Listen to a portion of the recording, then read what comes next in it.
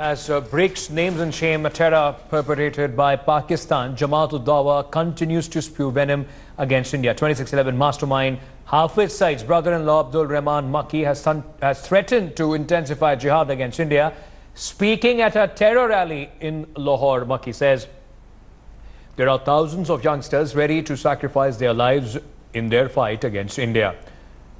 He also said Jamaat-ud-Dawa would continue to wage jihad against India. Geeta Mohan now joining me live for more on this story. Geeta, this is going to be something that the entire country would be watching out for. Though we find a mention of Pakistan-based terror groups as far as the joint declaration of BRICS is concerned, but ultimately it would be about China walking the talk. Whether China is going to put pressure, whether the Prime Minister would be able to get some sort of an assurance from China. Well, this is not the first time that we're hearing statements and the kind of venomous statements that come from the Pakistani side, from terrorists that sit in Pakistan, that are treated as VIP in Pakistan. Makki speaking the same language as, almost the same language as the officials in Pakistan speak, Ankit. Look at the kind of statements that came from Nafiz Zakaria on Kashmir and on people who support the cause for the so-called cause for Kashmir. And that continues from Pakistan and under the protection of Pakistan, which is something that China did and has continued to turn a blind eye to. Now, while the two Pak-based terror networks have been mentioned in the joint declaration of the Xiamen BRICS summit, this is again not the first time that these terror organizations have been named. They were named even in Heart of Asia conference. China does treat Jaish-e-Mohammed and its chief Masood Azhar as two separate entities. The reason why they have continued to block India's move at the UNSC, and it doesn't seem like that idea of these two being two separate entities has changed for China. Having said that, the bilateral meeting is going to begin in moments from now, Ankit. The Egyptian meeting, the bilateral meeting with the Egyptian president is just about to get over, and we will be seeing visuals of Chinese President Xi Jinping and Prime Minister Narendra Modi in moments from now. The meeting will begin, and security cooperation, the threats that emanate from Pakistan in the region are areas that will be covered by the Indian side. But when it comes to border and the issue of Doklam, an official speaking to us said that that's a thing of the past. While it is a temporary solution, the permanent solution to border question will be resolved between the two countries. We are given to understand, breaking news coming in, Ankit, that the bilateral between India and China has begun. That's the news that's just coming in. Right. Chinese President Xi Jinping and Prime Minister Narendra Modi have begun their bilateral talk. Visuals of it will be coming in some time from now from our wire agencies. Well, but important breaking news there coming in as Geeta is breaking on the network that the bilateral has started. Geeta, just also very quickly take us through, as the Prime Minister and the Chinese President are now sitting across each other discussing various issues. What are the tangible outcomes that India is looking at after this bilateral?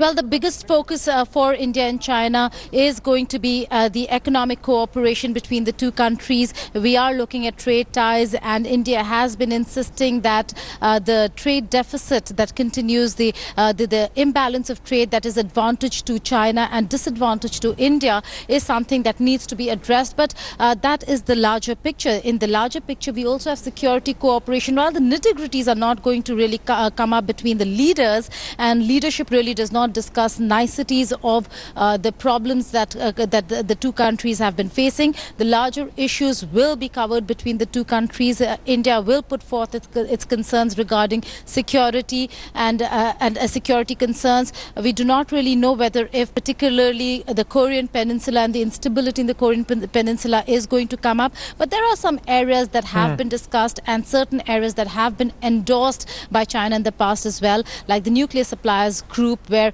China has endorsed India, but has endorsed India with the rider that it is India and Pakistan who should be getting the NSG. So that's the reason why an endorsement from China really does not mean that it would mean entry into the NSG. Again, the United Nations Security Council is an area that could come up for discussions, but it is not a pitch that India is going to make asking China to endorse. It is a matter of discussion when we talk about UN reforms and a better representation of the world community and the changing global order. These are areas that could come up for discussion, but trade ties and security cooperation, terrorism, particularly terrorism that affects India, will come up during discussions between the two leaders.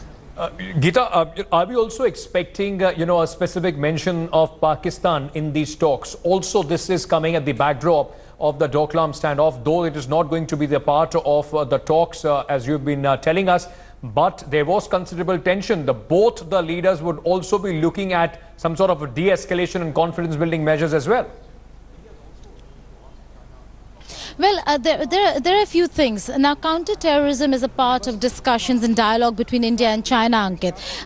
Pakistan is a word that China did not want mentioned at the BRICS forum, but it's in the bilateral. India has the right to discuss anything that it wants to as a nation that has concerns. While Pakistan as a country might not be forcefully put forth, but cross-border terrorism is something that will very forcefully be put forth by India. Why? Because that's an area of counter-terrorism that India is looking at and will be discussing. The only problem that China had was trying to deviate from the bigger issue of BRICS agenda by bringing in Pakistan, and that's why Chinese Foreign Ministry ahead of BRICS said that Pakistan should be kept at bay, should be kept away from the BRICS forum. But having said that, India did mention counter-terrorism and raise the issue of terrorism in the interventions by Prime Minister Narendra Modi during the restricted meeting, and also today at the Emerging Markets and Economies Forum. So very specifically, India has been very clear about how terrorism is one of the biggest impediments, not just for regional and global security, but also for regional and global economic prosperity and growth. And that is something that will be put forth to the Chinese side when the two leaders meet. So a reference to cross-border terrorism certainly expected during the talks. Geeta Mohan, thank you so much for joining us with all those details. Geeta, of course, will be bringing us minute-by-minute update of that bilateral between Prime Minister Modi and Chinese President Xi Jinping. The latest from Xiamen in China, the bilateral meeting between Prime Minister Narendra Modi and Chinese President Xi Jinping is underway. The meet is taking place on the sidelines of the 9th BRICS summit at Xiamen in China. Prime Minister Modi and Chinese President Xi Jinping hold their first bilateral after the 73-day-long Doklam standoff, which has strained the ties between the two countries. However, Doklam is not on the agenda of this meet. Remember, the Chinese and the Indian troops were engaged in a standoff since June 16th after the Indian side stopped the construction of a road by the Chinese army. Apart from President Xi, Prime Minister Modi will also hold bilateral. In fact, he just wrapped up that bilateral meeting with Egypt, which is among the 5 countries which was invited by China as a part of the BRICS Plus outreach exercise. After the meeting with the Chinese President, Prime Minister Modi will be leaving for Myanmar. Anand Krishnan now joining me live from Xiamen in China for more on this. Anand, important, all eyes were on this bilateral meeting between the Indian Prime Minister and the Chinese President. What's the kind of expectation from both the sides? Because it is coming at the backdrop of the Doklam standoff. A lot of shrill rhetoric in the media as well.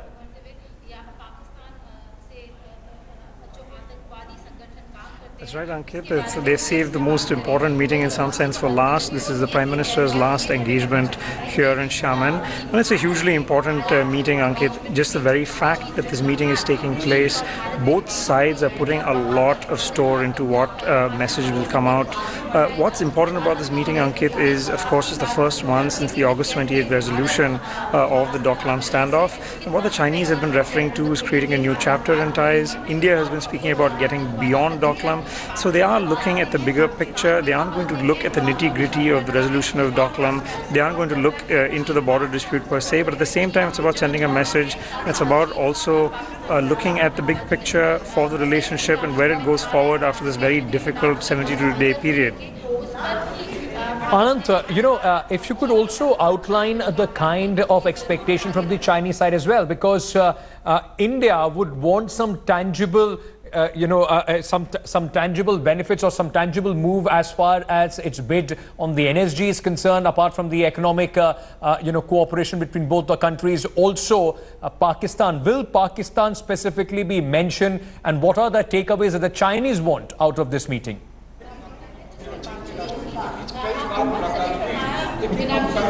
Well, Ankit, the nature of these summit meetings between Prime Minister Modi and President Xi, this is their 9th meeting. And if you look at the past 8 meetings that they've had, the general trend is the two leaders don't get into specifics. They will certainly discuss concerns on terrorism, but they will not frame it in the nature of Pakistan, which of course would be inappropriate in terms of an India-China bilateral meeting.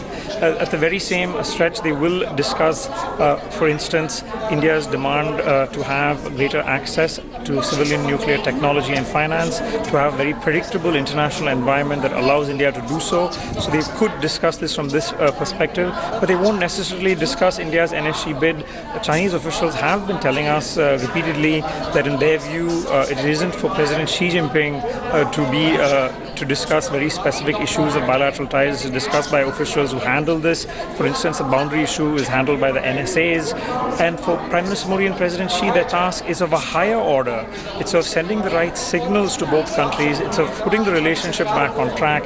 And that's what they're going to be looking at this very, very important meeting here in Xiamen. Anand, how long is this meeting going to last? When, of course, both the leaders, when they do come out, what is the road ahead from what we had seen yesterday? A lot of people calling it a step in the right direction. The joint declaration, mention of Pakistan-based terror groups, mention of NSG. What is it that, both the leaders would be looking to build on?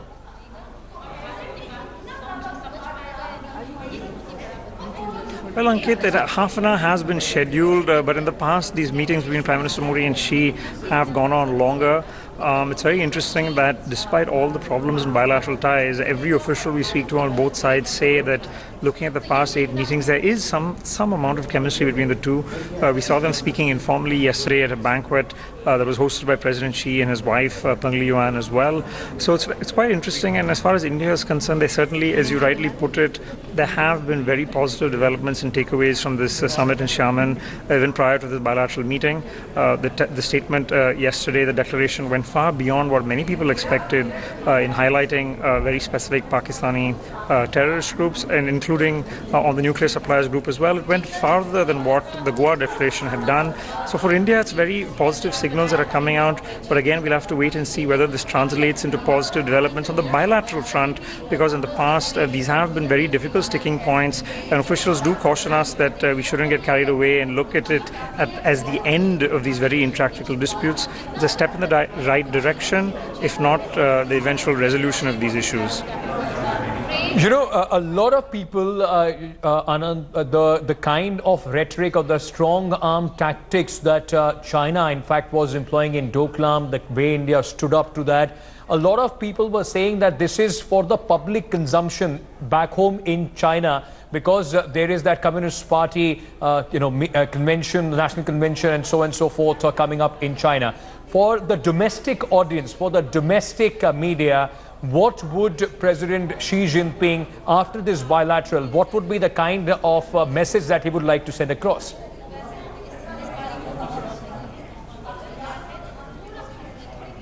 Ankit, we should clarify that as far as China is concerned, this bilateral is not the biggest event of this Xiamen summit.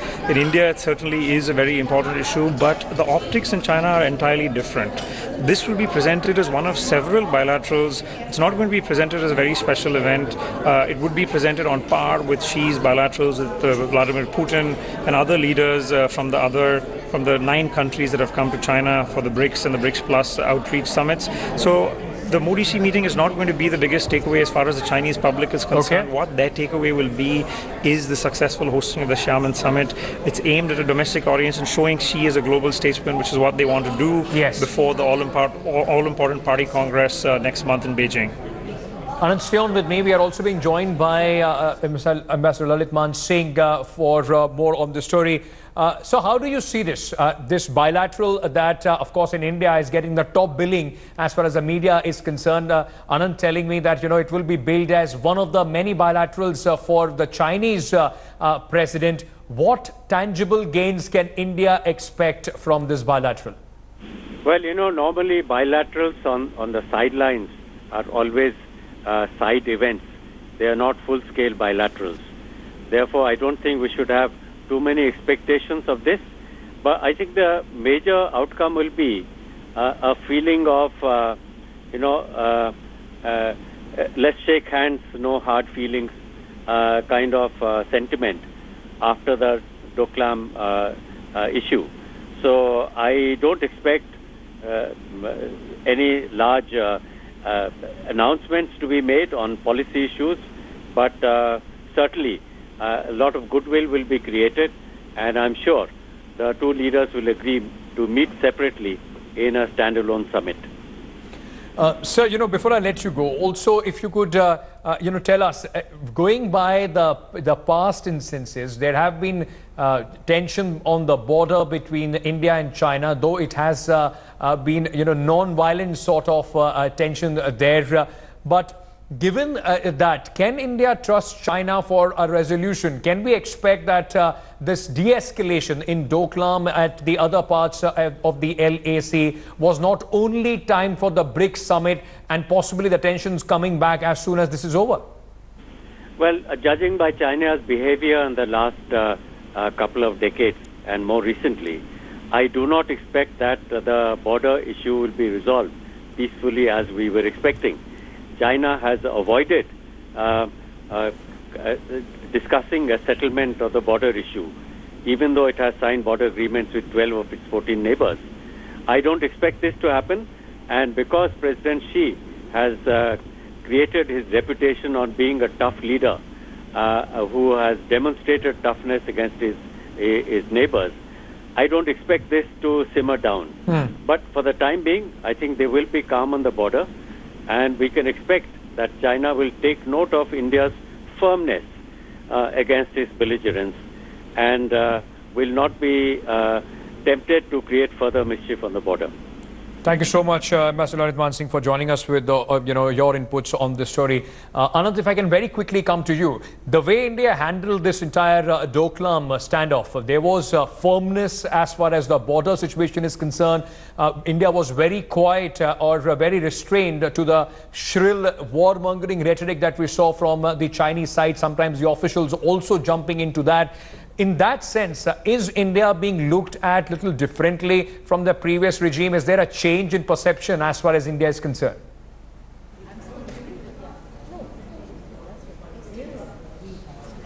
Well, Ankit, we have to acknowledge that it was a very difficult time for the relationship. And speaking to Chinese experts, they don't think it's back to where we were before the standoff began on June 18th. There may be lingering effects in terms of how the diplomatic engagement between India and China goes forward. So we'll have to wait and see. But at the same time, you are absolutely right in saying that India did demonstrate its resolve and its very quiet but firm diplomacy. And I'm sure it'll give China pause for thought should they wish to resume this road construction in the future. They will certainly remember how India handled it these past 72 days before they go forward with any such moves again in the coming weeks and months ahead.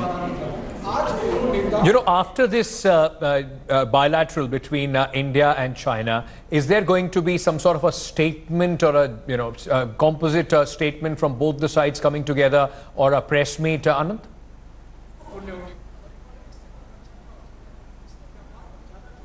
Well, Ankit, the nature, as Ambassador Al Singh was just pointing out, the nature of these bilaterals that are held on the sidelines of events is such that there won't be a joint statement, but both sides will put out a readout of the event. It will be interesting to see what the Chinese readout will be, which will come out later today as well.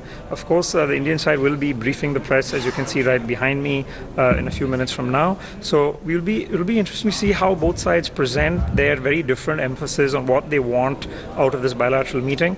As the Ambassador was saying as well, this is a sideline meeting, so you aren't going to have a joint statement, but at the same time, we can't underestimate how important it is given the recent developments that we've had in the bilateral relationship. So it will certainly be worth passing through what the Chinese put out as well in terms of signaling to the domestic audience how they want to take the bilateral relationship with India forward after the resolution of the Doklam standoff. Also, Anant, as the meeting is still going on, just give us a sense of the kind of, the team that both the nation heads are going into this meeting.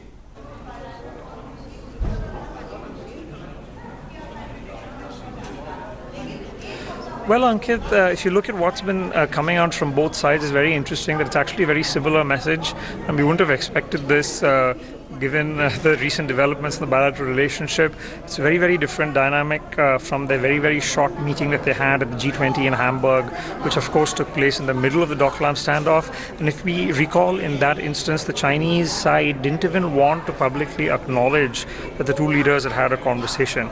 So it is very reflective of how far things have moved since their last meeting in Hamburg. And it does show that both sides have done very well to bring relations back on track and end this very, very difficult period during the Doklam standoff. In terms of their takeaways, Ankit, I think the Chinese have been stressing that they want to use this as a turning point. They want to say that this is a new chapter in the relationship, and they feel that the BRICS summit has given a very good opportunity for both sides to send a signal. Even if this isn't the forum to resolve disputes, it is the forum to send a signal to their constituencies back home in terms of how they want to take the relationship forward. And that's something the Chinese want to do as well.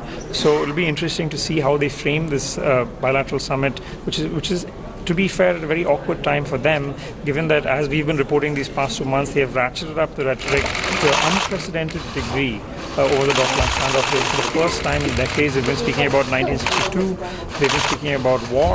So it's very interesting to see how they're going to take it forward after this very challenging time of the relationship. On your screens are the visuals, in fact, of the Chinese President Xi Jinping and Prime Minister Narendra Modi shaking hand before they went into this bilateral. In fact, these are the visuals of that meeting, both the sides standing across each other, and Anant continues to be with us. Anant, you were saying that in the last, at the G20, the Chinese side did not even want to acknowledge that there was some sort of a discussion between the Prime Minister and the President. This time, of course, it is a different stage, a different venue and a different atmosphere as well. Are we expecting some sort of a briefing from the Ministry of External Affairs in India on this? That's right, Ankit. In fact, if you recall, the Indian side as well didn't brief the media after the G20 meeting, so it's very, very different atmospherics. The Foreign Secretary, S. Jaishankar, as well as the Indian Ambassador to China, Vijay Gokhale, are scheduled to brief the press here right behind me once the bilateral meeting concludes. So it's going to be very interesting to see what India frames as the biggest takeaways from this meeting. The Chinese as well will put out a statement later today. A very brief readout is expected from the Chinese side. That usually the Chinese statements aren't very specific, and they generally stress that the whole range of bilateral issues and common concerns on global issues will be discussed. They usually don't mention specific issues such as terrorism, which of course will be discussed by Prime Minister Modi, he has emphasized this repeatedly both yesterday and today here in Xiamen. And of course, India got a very strong endorsement from the entire grouping in a very detailed section on terrorism and listing specific Pakistani terror organizations as well for the first time in a BRICS declaration. So it'll be interesting to see how the Chinese frame this. In the past, they have been very wary of publicly acknowledging the discussion of specific issues when the most powerful leader, Xi Jinping, is involved. So it'll be interesting to see going forward what the Chinese would like to emphasize, given that this is taking place, especially as we've been reporting after the Doklam standoff's resolution just last week. And catch your breath. I mean, I'm going to come back to you. You've been giving us minute-by-minute update out there from Xiamen. Let me also, at this point of time, bring in Ambassador Kabul Sibul for more on this. We have the visuals on our screen of that bilateral which has started. Prime Minister Modi and President Xi Jinping, along with a pose of officials sitting there and discussing various issues. What is your expectation out of this? This is especially coming on the backdrop of the Doklam tension and a little change as far as the atmospherics are concerned. Just stay on with me, sir. Let's just listen in to that visual that is coming in there. Along the right course. BRICS शिखर सम्मेलन की सफलता के लिए मैं आपको, आपकी पूरी टीम को हृदय से बहुत बहुत बधाई देना चाहता हूं। मैं समझता हूं कि तेज गति से बदलते वैश्विक परिवेश में ब्रिक्स को और अधिक प्रासंगिक बनाने में यह शिखर सम्मेलन सचमुच में बहुत सफल हुआ है।我们的代表团这次受到了热情的接待和周到的安排，我对此向您表示感谢。我很高兴再次有机会跟您会见。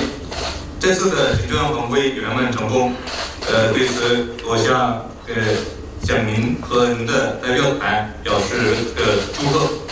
现在的世界有迅速的变化，在这个背景下，金砖国家要加强合作，在这一方面，这次的访问发挥了非常重要的作用。मुझे याद है कि गोवा के ब्रिक्स शिखर सम्मेलन की उपलब्धियों और सफलता के लिए चीन से और व्यक्तिगत तौर पर मुझे आपसे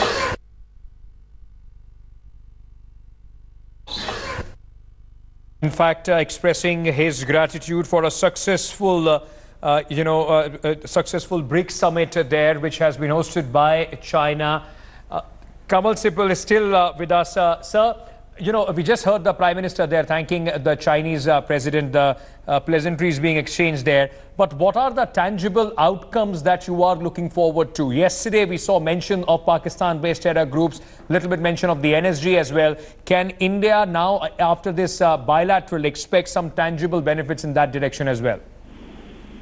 Well, we've already achieved some success at Xiamen on the terrorism issue. Certainly, the Chinese as well as the Russians have gone along with the naming of Pakistan-based terrorist groups, contrary to what happened at Goa in an earlier BRICS meeting. And this goes to show that there is a change of mood and thinking within BRICS, within China and Russia on this issue. Now, for Pakistan, this is hugely embarrassing because they would have expected China to prevent any such reference. And this comes on the heel of Trump's own warning to Pakistan to forthwith cease giving safe havens to these agents of chaos. So the Pakistanis would then note that the United States, China, and Russia are beginning to come on the same page. So to that extent, this is certainly a success for India. However, China will find some way immediately after this to give solace to Pakistan and make some statement unilaterally or on some other occasion to once again, praise Pakistan for being a frontline state against terrorism. So we should not rely on this as being a solid and durable change of thinking on China's part. This is a tactical retreat they have made in order to make sure that the Xiamen summit and the joint declaration served Xi Jinping's immediate purpose to show himself as a responsible, forward-looking leader in the context of the 19th People's Congress. This is merely a tactical retreat, and the larger issues will remain. Of course, China has made it difficult for itself now to oppose Jaish-e-Mohammed's chief's designation as an international terrorist in the United States Security Council. But I think China probably has come to the conclusion that they can make this small sacrifice at the international level, but continue to support Pakistan bilaterally. The other success on our part is that there is no reference to the Belt and Road Initiative.